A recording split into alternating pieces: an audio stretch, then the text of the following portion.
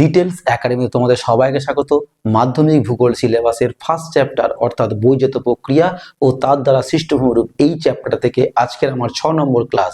আজ আমরা এই ক্লাসে নদীর ক্ষয়কার্যের ফলে সৃষ্ট বিভিন্ন ভূমিরূপগুলো ডিটেলসে আলোচনা করব। তোমরা ক্লাসটা প্রথম থেকে শেষ পর্যন্ত মন দিয়ে দেখো, আশা করছি তোমাদের ক্লাসটা খুব উপকারে আসবে। আর যারা আজকের এই ক্লাসটা প্রথম দেখছো তারা অবশ্যই আগের ক্লাসগুলো দেখে নাও, তবে তোমাদের আজকের এই ক্লাসটা বুঝতে সুবিধা হবে। আর এই রকম চ্যাপ্টার ভিত্তিক ক্লাসগুলো পাওয়ার জন্য তোমরা অবশ্যই চ্যানেলটাকে সাবস্ক্রাইব করে রাখো ও বন্ধুদের মধ্যে শেয়ার করে দাও এবং পাশে থাকা বেল আইকনে ক্লিক করে অল নোটিফিকেশন অন করে রাখো, যাতে আমি ক্লাস দেওয়ার সঙ্গে সঙ্গে তুমি ক্লাস পেয়ে যাও। আর এই রকম ক্লাস তোমরা প্রতি সপ্তাহে একটা করে পাবে এবং ক্লাসটা প্রতি সোমবার রাত 8টার সময় দেওয়া হবে। আজ আমরা এই ক্লাসের প্রথমেই একটা কোশ্চেন দিয়ে শুরু করব। কোশ্চেনটায় কি বলা হয়েছে? নদীর ক্ষয় কার্যের ফলে গঠিত 3টি ভূমিরূপ চিত্রসহ আলোচনা করো 5 নাম্বারের। অর্থাৎ এই নদীর ক্ষয় কার্যের ফলে যে ভূমিরূপগুলো সৃষ্টি হয় সেখান থেকে আমাদের এই 5 নাম্বারের বড় প্রশ্নটাই মোটামুটি আমাদের মাধ্যমিক সিলেবাসে আসে। আচ্ছা, এবার আমরা জেনে নিই যে নদীর ক্ষয় কার্যের ফলে কি কি ভূমিরূপ সৃষ্টি হয়, অর্থাৎ উচ্চ গতিতে বা পার্বত্য প্রবাহে নদীর ক্ষয় কার্যের ফলে কি কি ভূমিরূপ সৃষ্টি হয়। 1 নম্বর কি বলা হচ্ছে? গিরিখাত বা ভি আকৃতির উপত্যকা, একে ইংরেজিতে বলা হয় জর্জ। 2 নম্বরে কি বলা হচ্ছে? ক্যানিয়ন বা আই আকৃতির উপত্যকা। 3 নম্বরে কি বলা হয়েছে? মন্থকূপ বা পটহোল। 4 নম্বরে বলা হয়েছে জলপ্রপাত বা ওয়াটারফলস। 5 নম্বরে বলা হয়েছে প্রপাতকূপ বা প্লাঞ্জ পুল। 6 নম্বরে বলা হয়েছে খরস্রোত বা র্যাপিড। 7 নম্বরে বলা হয়েছে কাসকেড। 8 নম্বরে কি বলা হচ্ছে? ক্যাটারাক্ট। 9 নম্বরে কি বলা হচ্ছে? শৃঙ্খলিত বা আবদ্ধ শৈলশিরা, যাকে বলা হয় ইন্টারলকিং স্পার। 10 নম্বরে কি বলা হচ্ছে? কর্তিত শৈলশিরা বা ট্রাঙ্কেটেড স্পার। আমরা এই 10টা ভূমিরূপের মধ্যে আজকের আমরা এই ক্লাসে এই গিরিখাত, এই ক্যানিয়ন আর মন্থকূপ বা পটহোল, এই 3টে ভূমিরূপ চিত্রসহ ডিটেলসে আমরা আলোচনা করব। এবার তোমাদের বলি, দেখো আমাদের প্রথমে কোশ্চেন ছিল নদীর ক্ষয়কার্যের ফলে গঠিত 3টি ভূমিরূপ চিত্রসহ আলোচনা করো। ঠিক আছে, অর্থাৎ তুমি এই 10টার মধ্য থেকে যে কোনো 3টেকে বেছে নিয়ে তুমি চিত্রসহ আলোচনা করতে পারবে। কিন্তু আমরা আজকের থেকে শুরু করছি আজকের এই 3টে ভূমিরূপ আলোচনা করব, কিন্তু এর পরবর্তী ক্লাসগুলোতে আমরা পরপর সমস্ত ভূমিরূপগুলোকেই ডিটেলসে আলোচনা করব। কারণ হচ্ছে এখান থেকে আমাদের 2 নাম্বার, 1 নাম্বার, 3 নাম্বার নানা রকমের প্রশ্নগুলো আমাদের আসতে পারে। তার জন্য আমাদের ডিটেলসে সবকটা ভূমিরূপ সম্পর্কে কিন্তু একটা ধারণা থাকতে হবে। ঠিক আছে, আমরা প্রথমেই জানবো গিরিখাত বা ভি আকৃতির নদী উপত্যকা। খুব সহজে এক কথায় বললে কি বোঝায় না, পার্বত্য অঞ্চলে নদী তার ক্ষয়কার্যের মাধ্যমে যে ইংরাজি ভি আকৃতির নদী উপত্যকার সৃষ্টি করে সেই নদী উপত্যকাটাকেই গিরিখাত বা ভি আকৃতির নদী উপত্যকা বলা হয়।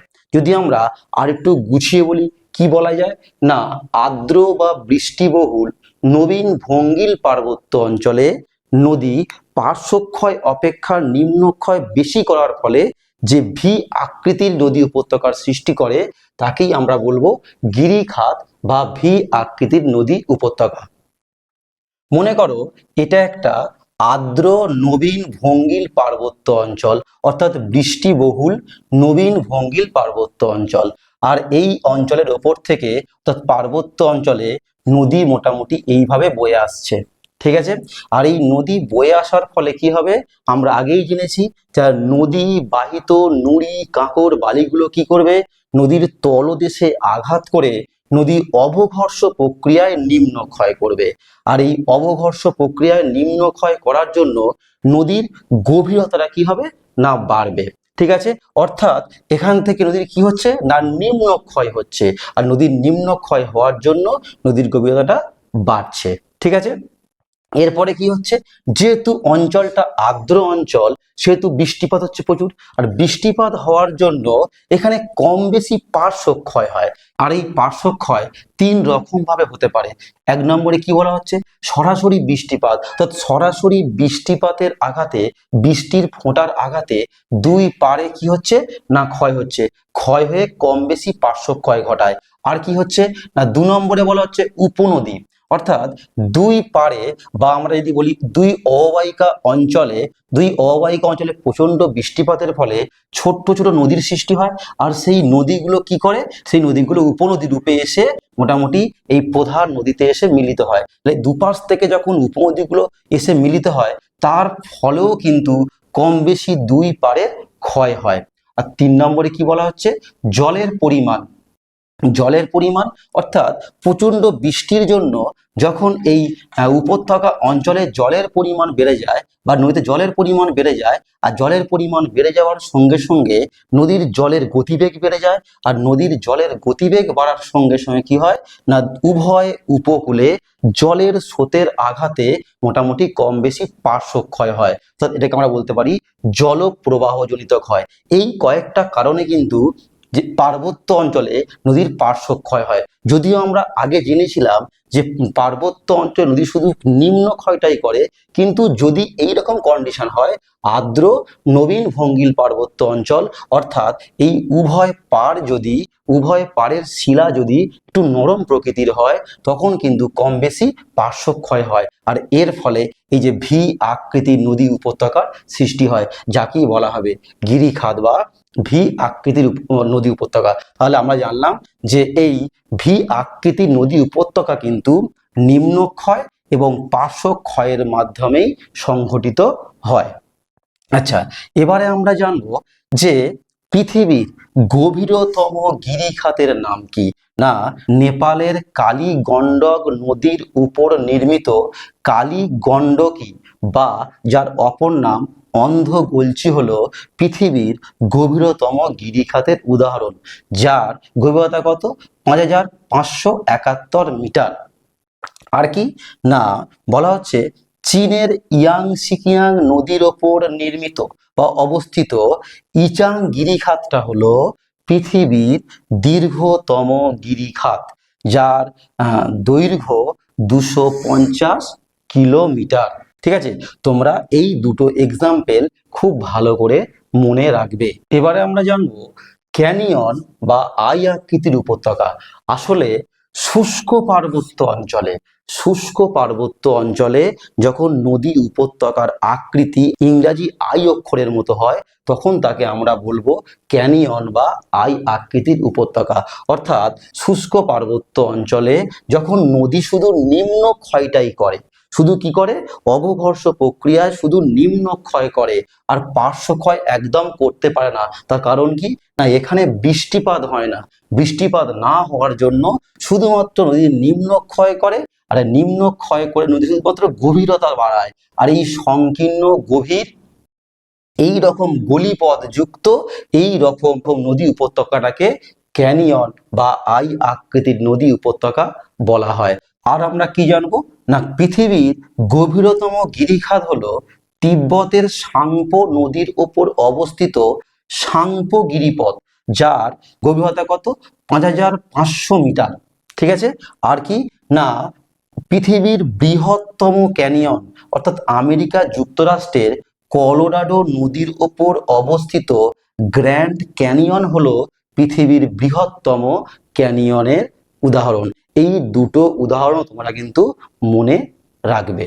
এবারে আমরা গিরিখাত ও ক্যানিয়নের মধ্যে পার্থক্যগুলো আলোচনা করব। প্রথমে কি বলা হচ্ছে, অঞ্চল। এখানে অঞ্চল মানে ঠিক অবস্থান, অর্থাৎ গিরিখাত ও ক্যানিয়ন কোন অঞ্চলে অবস্থান করছে। তাহলে কি হবে না, গিরিখাত অবস্থান করছে আর্দ্র নবীন ভঙ্গিল পার্বত্য অঞ্চলে, আর ক্যানিয়ন অবস্থান করছে কোথায় না, শুষ্ক পার্বত্য অঞ্চলে। এটা আমরা আগেই জেনেছিলাম। তাহলে আমাদের একটা পার্থক্য হয়ে গেল।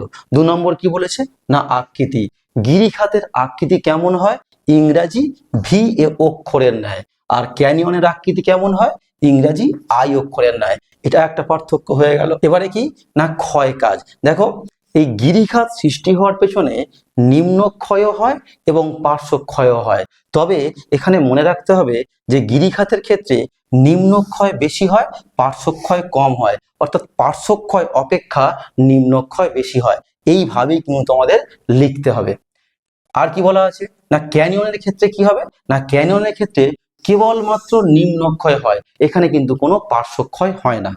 আর উপনদী কি হবে না, আমরা জেনেছিলাম যে গিরিখাতের ক্ষেত্রে কিন্তু উপনদীর ছোট ছোট উপনদীর সৃষ্টি হয়, তবে সংখ্যায় কম, কিন্তু উপনদীর এখানে সৃষ্টি হয়, অর্থাৎ উপনদী গিরিখাতে দেখতে পাওয়া যায়।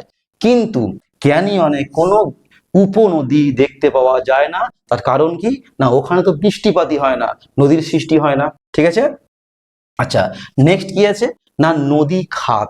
নদী খাতটা কেমন হয়? গিরিখাতের ক্ষেত্রে সংকীর্ণ এবং গভীর হয়, কিন্তু ক্যানিয়নের ক্ষেত্রে সংকীর্ণিত হয়, অতি সংকীর্ণ এবং সুগভীর হয়।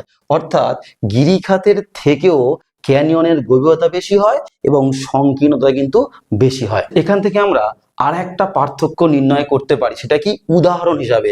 এখানে লেখা নেই, কিন্তু উদাহরণ হিসাবে একটা পার্থক্য করতে পারি। কি পার্থক্য?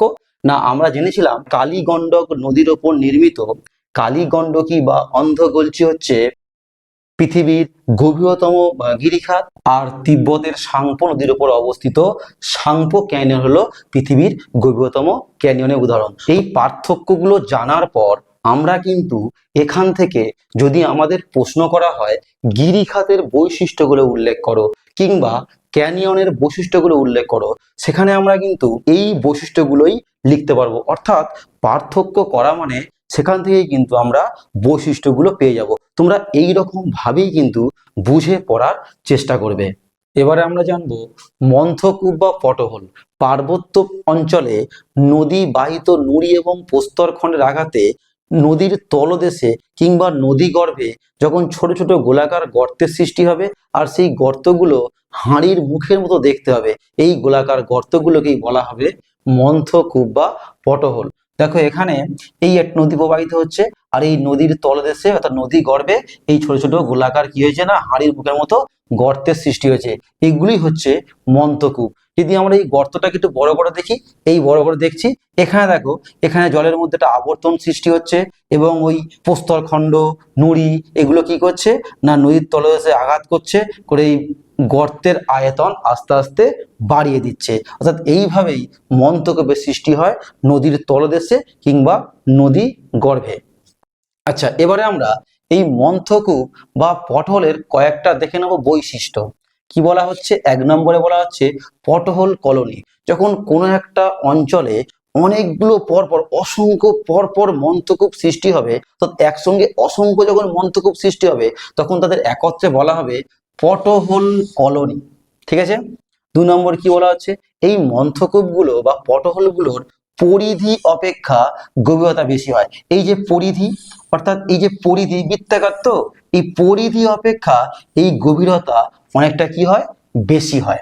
এটা একটা গুরুত্বপূর্ণ কিন্তু বৈশিষ্ট্য। 3 নম্বর কি বলা হয়েছে? পার্শ্বদেশ মসৃণ হয়। দেখো এখানে এই অবঘর্ষ প্রক্রিয়ায়, অর্থাৎ এই অবঘর্ষ প্রক্রিয়ায় নুড়িগুলো কি করছে না ক্রমাগত আঘাত করছে, আঘাত করার ফলে কি হচ্ছে না এই পার্শ্বদেশ, এই পটহোলের পার্শ্বদেশটা কি হচ্ছে না মসৃণ প্রকৃতি হচ্ছে। তোমাদের বলা হয় না এই যে মন্থকূপ বা পটলটা সৃষ্টি হচ্ছে এর কিন্তু মূল প্রক্রিয়া অবঘর্ষ, অর্থাৎ নদীর অবঘর্ষ প্রক্রিয়াতেই এই মন্থকূপ বা পটহোল সৃষ্টি হয়। আচ্ছা, এবার উদাহরণ কি জানবো না ঝাড়খণ্ডের খড়কাই নদী গর্ভে অসংখ্য পটহোল দেখা যায়। তাছাড়া হিমালয় পার্বত্য অঞ্চলের সমস্ত নদীতে, মোটামুটি পার্বত্য অঞ্চলের সমস্ত নদীর তলদেশেই কিন্তু এই মন্থকূপ বা পটহোল দেখা যেতে পারে। আজ আমি এখানেই ক্লাস শেষ করলাম, তোমাদের সঙ্গে দেখা হবে নেক্সট ক্লাসে।